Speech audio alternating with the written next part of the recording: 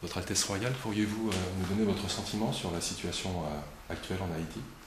C'est une catastrophe terrible parce que déjà Haïti a une situation précaire point de vue de c'est toujours un des 5 plus pauvres pays du monde.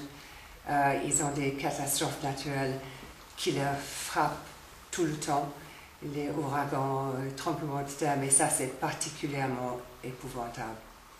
Ok.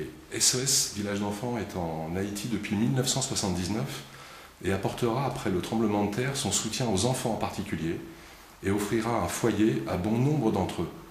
Nous restons sur place quand la catastrophe est passée. Que pensez-vous de l'aide à long terme que nous prodiguons? Je pense que l'aide long terme, c'est la chose qui permet aux enfants qui étaient perdus pour une raison ou une autre, peut-être orphelins ou peut-être abandonnés, on ne sait pas toujours d'où il vient, on sait d'où il vient, mais il y a 1000 raisons pour qu'un enfant se retrouve seul. Pour moi, le fait que SOS Village d'Enfants garde les fratries ensemble, qu'on donne à tous les enfants un foyer humain qui est là 24 heures sur 24 pour eux, ils vont à l'école, ils ont une vie stable, ils sont entourés d'affection, ils sont occupés, ils jouent des jeux, ils ont bien sûr l'éducation, mais c'est vraiment familial, c'est pas strict comme une institution de l'époque du XVIIIe siècle.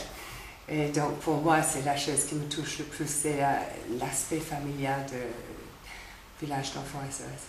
Par rapport à la structure, à l'organisation de SOS Village d'Enfants, centrée autour d'une maison, d'un foyer, qu'est-ce que cela évoque pour vous? Voilà, c'est un toit, une mère, plus important de tout, un village, une communauté, une vie vraiment stable, d'aller à l'école.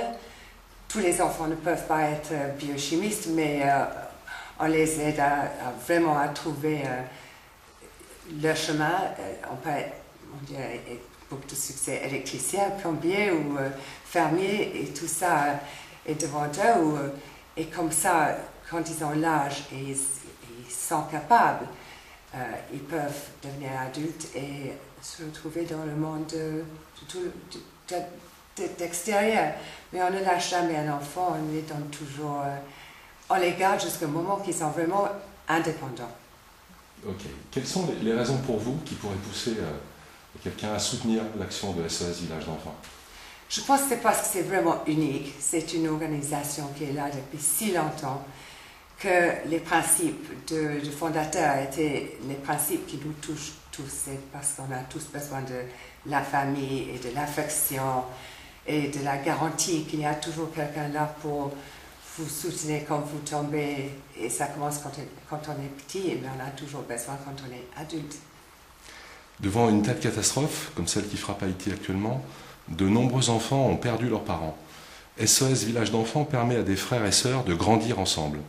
Quel est votre sentiment sur la force du lien fraternel? C'est exactement de quoi je parlais, parce qu'à l'époque, il y a longtemps, on séparait les garçons et les filles.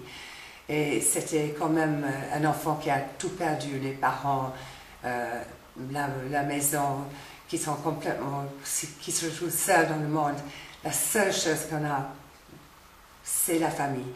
Et les frères et les sœurs, je pense que de les séparer était peut-être encore plus cruel que le fait qu'ils ont perdu leurs parents, parce que le dernier lien avec leur sang est avec leurs frères et sœurs.